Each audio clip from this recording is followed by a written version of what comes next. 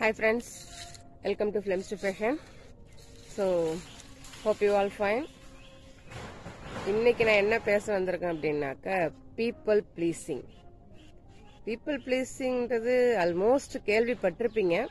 So இருந்தாலும் நான் என் வழியில் என்ன சொல்லணும், எனக்கு தெரிஞ்சது என்ன சொல்லணுமோ நான் சொல்கிறேன். ஸோ பீப்புள் ப்ளீசிங் அப்படின்னா என்ன, அது முதல்ல தெரிஞ்சுக்கலாமா? ஸோ பீப்புள் ப்ளீசிங் அப்படின்றது உங்களுடைய தேவைகள், உங்களுடைய கருத்துக்கள், உங்களுடைய விருப்பங்கள், உங்களுடைய சந்தோஷம், இதை விட மற்றவங்களுடைய தேவைகள், மற்றவங்களுடைய விருப்பம், மற்றவங்களுடைய சந்தோஷத்தை முக்கியமா நினைச்சு நீங்க உங்களுக்குள்ள வளர்த்துக்கிற ஒரு பழக்கத்துக்கு பேர் தான் பீப்புள் ப்ளீசிங் அப்படின்றது. பொதுவா இது எதனால வருது அப்படின்னாக்க, மற்றவங்கள்ட்ட இருந்து வேலிடேஷன் வாங்கணும். வேலிடேஷன்னா நம்ம இதை செஞ்சாக்க அவங்களுக்கு நம்மளை பிடிக்கும் அப்படின்ற மாதிரி. அவாய்டிங் கான்ஃப்ளிக்ட், அதாவது நாம தப்பே பண்ணலைனாலும் அவங்கள்ட்ட மன்னிப்பு கேட்டு அவங்கள்ட்ட ப்ளீஸ் பண்ணோம் அப்படின்னாக்கா அவங்க நம்ம கூட இருப்பாங்க, இல்ல அவங்க நம்மளுக்கு நம்மளை அவங்களுக்கு பிடிக்கும் அப்படின்ற அந்த நினைப்பு. இன்னொன்னு ஃபியர் ஆஃப் ரிஜெக்ஷன். ஒருவேளை நாம அவங்கள ப்ளீஸ் பண்ணாம போயிட்டோம் அப்படின்னாக்கா அவங்க நம்மளை விட்டு போயிடுவாங்களோ அப்படின்ற அந்த பயம்.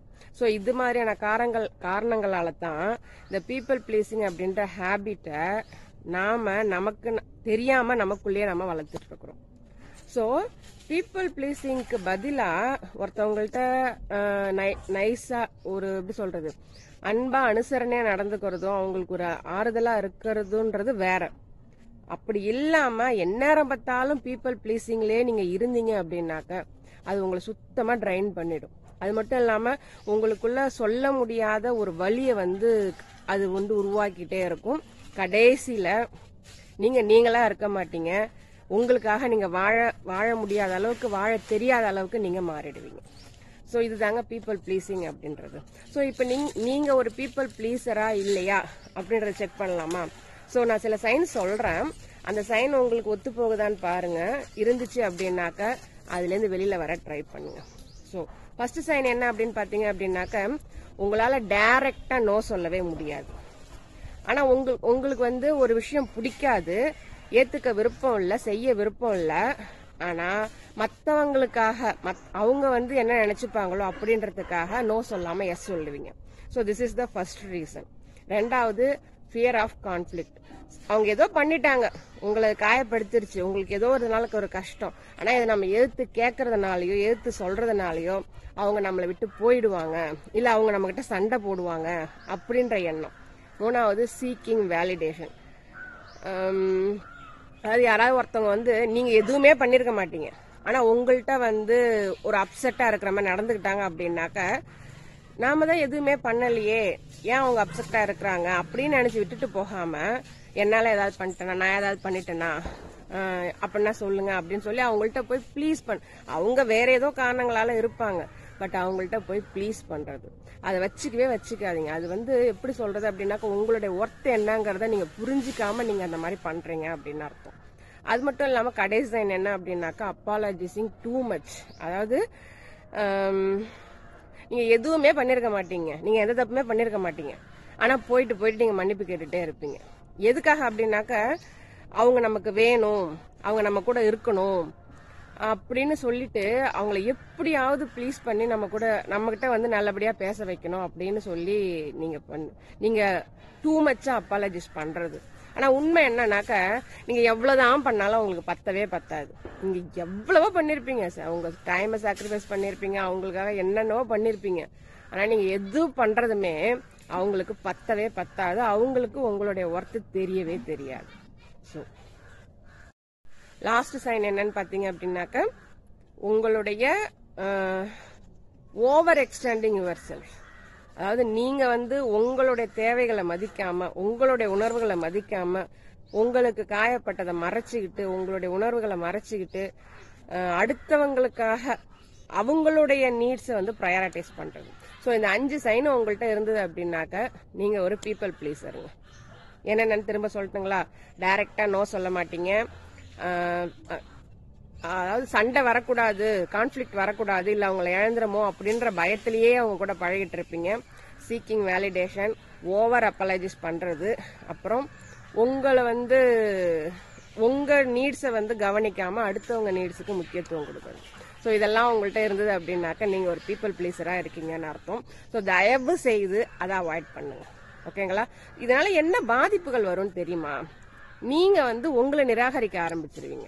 உங்களுக்கு என்ன தேவை, உங்களுடைய வெல்பீயிங் என்ன, உங்களுடைய லைஃப் growth என்ன அப்படின்றது சுத்தமா மறந்துடுவீங்க. நீங்க வந்து அவங்கள மட்டுமே உலகமா நினைச்சிட்டு இருக்கிறதுனால கண்டிப்பா அது வந்து உங்களுக்குள்ள அந்த அளவுக்கு ஆழமான பாதிப்பு ஏற்படுத்தும். வெளியில வரவும் முடியாது. நீங்க உங்களை உணர மாட்டீங்க. உங்களை நீங்க நிராகரிக்கிற அளவுக்கு வந்துருவீங்க. அடுத்து இன்ஆத்தென்டிக் ரிலேஷன்ஷிப். ஒரு ரிலேஷன்ஷிப்ல நீங்க உண்மையா இருக்கவே முடியாது. ஒருத்தர் பீப்புள் ப்ளீஸ் பண்ணி தான் அவர் அந்த ரிலேஷன்ஷிப்ல தங்க வைக்கணும் அப்படின்னாக்கா உண்மையா நீங்க இருக்கவே முடியாது. இதுல இன்னொரு விஷயம், யாராவது ஒருத்தரை வந்து நீங்க கெஞ்சி அவங்க அட்டென்ஷனுக்காக என்னென்னவோ பண்ணி அவங்கள நீங்க வைக்கணும்னு நினைச்சீங்க அப்படின்னாக்கா கண்டிப்பா அவங்க உங்க கூட இருக்க மாட்டாங்க. கண்டிப்பா இருக்க மாட்டாங்க. இதுல நம்ம புரிஞ்சுக்காத விஷயம் என்ன அப்படின்னாக்க, உண்மையிலே நம்மளை மதிக்கிறவங்களா இருந்தா, நம்ம வார்த்தைக்கு மரியாதை கொடுக்குறவங்க அந்த மாதிரியான ஒரு கண்டிஷன்ல நம்மளை கொண்டாந்து நிறுத்த மாட்டாங்க. அப்படி யாராச்சும் உங்களை கொண்டாந்து நிறுத்தினாங்கன்னா அவங்க உங்களுக்கானவங்க கிடையவே கிடையாது. யாரா வேணாலும் இருக்கட்டும், கூட பிறந்தவங்களா இருக்கட்டும், பெத்தவங்களாகட்டும், இல்ல நம்ம ஹஸ்பண்ட் அண்ட் ஒய்ஃப் ரிலேஷன் ஆகட்டும், இல்ல பிள்ளைகள் ஆகட்டும், யாராவது ஒருத்தர் வந்து நீங்க பண்ணாத ஒரு தப்புக்காக உங்களை கெஞ்ச வச்சு உங்களை வந்து உங்க ஒர்த்தை வந்து மதிக்க தெரியாம இருக்காங்க அப்படின்னாக்கா கண்டிப்பா அவங்க உங்களுக்கான ரிலேஷன்ஷிப், உங்களுக்கான ரிலேட்டிவ்ஸ் கிடையவே கிடையாது. ஓகேங்களா? அதை முதல்ல புரிஞ்சுக்கோங்க. அடுத்து கடைசியா பாத்தீங்க அப்படின்னாக்கா உண்மைதான், அதாவது நமக்காக நம்ம வாழ மாட்டோம். அடுத்தவங்களுடைய எதிர்பார்ப்புக்காக அவங்க சந்தோஷமா இருக்கணும், அவங்க நல்லா இருக்கணும், இதை பண்ணாக்கா அவங்க நம்மளை மதிப்பாங்களா, இதை செஞ்சாக்கா அவங்க நம்ம மதிக்காங்களா, இப்படின்ற மாதிரியே போய்கிட்டே இருக்கும். ஸோ இந்த பாதிப்புகள்லாம் உங்களுக்குள்ள வந்துச்சு அப்படின்னாக்கா நீங்க வந்து ஒரு ரீசென்ட்ஃபுல் பர்சனா மாறிடுவீங்க. உங்களுக்குள்ள இருக்கிற வலிய பேசாம அதை உள்ளுக்குள்ளேயே ஒரு அழுத்தி அழுத்தி அழுத்தி அழுத்தி வச்சுக்கிட்டு நீங்க வந்து ஒரு ரிசென்ட்ஃபுல் பர்சனா நீங்க மாறிடுவீங்க. ஓகேங்களா? ஸோ அதையும் அவாய்ட் பண்ணிடுங்க. ஸோ இதுல இருந்து எப்படி வெளியில வரலாம், இந்த பீப்புள் பிளீசிங்ல இருந்து எப்படி வெளியில வரலாம் அப்படின்னாக்க, முதல் விஷயம் தைரியமா நோ சொல்லுங்க. எதுவா இருந்தாலும் தைரியமா நோ சொல்லுங்க. உங்களுக்கு ஒத்துக்காத ஒரு விஷயமா, உங்களுக்கு செய்ய பிடிக்கலையா, தைரியமா நோ சொல்லிடுங்க. இன்னொன்னு, எல்லாரையும் ப்ளீஸ் பண்ணி எல்லார்ட்டையும் நைஸா நடந்து எல்லாருமே நம்ம கூட இருக்கணும் நம்ம நினைக்கிறது ரொம்ப தப்புங்க. சில பேர் இருக்காங்க, நீங்க உயிரை கொடுத்து எவ்வளவுதான் பண்ணுங்க, நீங்க எது பண்ணாங்க மேட்டரே கிடையாது அவங்களுக்கு. ரைட்டா? நீங்க பண்ற எல்லாத்தையுமே அவங்க ஒரு அட்வான்டேஜா தான் எடுத்துப்பாங்களே ஒழிய கண்டிப்பா உங்களை மதிக்கவே மாட்டாங்க. இந்த பீப்புள் பிளீசிங்ன்றது உங்களுடைய செல்ஃப் ஒர்த்தை ரொம்பவும் டேமேஜ் பண்ணும். அது உங்களுக்கு தெரியறது இல்ல. நம்ம அது உண்மையான அன்பு, நம்ம இன்னும் ஹார்டா நம்ம அவங்கள லவ் பண்ணணும், இன்னும் நம்ம நிறைய எஃபோர்ட்ஸ் எடுக்கணும் அவங்க நம்ம கூட இருக்கிறதுக்கு அப்படின்னு எந்த உறவாகட்டும் நீங்க பண்ணீங்க அப்படின்னாக்க கண்டிப்பா அங்க உங்க செல்ஃப் ஒர்த் போயிடும். அடுத்து சீக்கிங் வேலிடேஷன். யாருகிட்டயுமே எந்த ஒரு மதிப்பையுமே எதிர்பார்க்காதீங்க, கொடுக்க மாட்டாங்க. நீங்க உங்க மதிப்பை உணராத வரைக்கும் மத்தவங்க உங்க மதிப்பை உணரவே மாட்டாங்க. இது நான் எனக்கு தெரிஞ்சுக்கிட்டேன். நான் யாரு அப்படின்றத வந்து என்னோட செல்ஃப் ரெஸ்பெக்ட் என்ன, என்னோட ஒர்த் என்னன்றது எனக்கு எப்ப தெரிய வந்ததோ அப்ப என்னை சுத்தி இருக்கிற எல்லாத்தையுமே நான் கட் பண்ணேன். அதுக்கப்புறமேலுக்கு எனக்கு யார் உண்மையானவங்களோ அவங்க மட்டும் என் கூட மீதி இருக்க ஆரம்பிச்சாங்க. ஸோ அப்பதான் நான் தெரிஞ்சுக்கிட்டேன் உண்மையான உறவுகள் என்னன்றதை. அப்பதான் நான் தெரிஞ்சுக்கிட்டேன். ஸோ எல்லாரையுமே பீப்புள் ப்ளீஸ் பண்றத நிறுத்திட்டேன். கடைசியா வந்து உங்க செல்ஃப் ரெஸ்பெக்டை மதிங்க. நீங்க எடுத்த முடிவுல தைரியமா இருங்க. சரிங்களா? மத்தவங்க ஏமாந்து போறாங்க, மத்தவங்க கஷ்டப்படுறாங்க.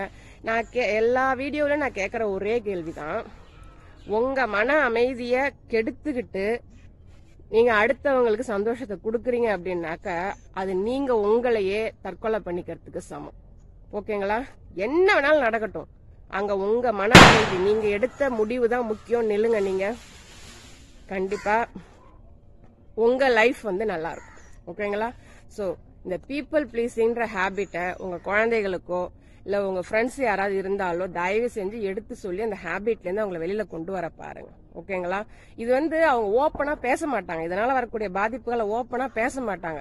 ஆனா உள்ளுக்குள்ள அரிச்சுக்கிட்டே இருக்கும். அவங்க வந்து எப்படி சொல்றது, தன்னுடைய ஒர்த் என்ன, தன்னுடைய அன்புக்கான மரியாதை என்ன, தன்னுடைய செல்ஃப் ரெஸ்பெக்டோடைய முக்கியத்துவம் என்ன அப்படின்றத உணராம இருப்பாங்க. ஸோ அதை உணரணும் அப்படின்னாக்க இந்த பீப்புள் பிளீசிங் ஹேபிட்லேருந்து வெளியில் வாங்க. அண்ட் நீங்களும் ட்ரை பண்ணி பாருங்கள். All the best.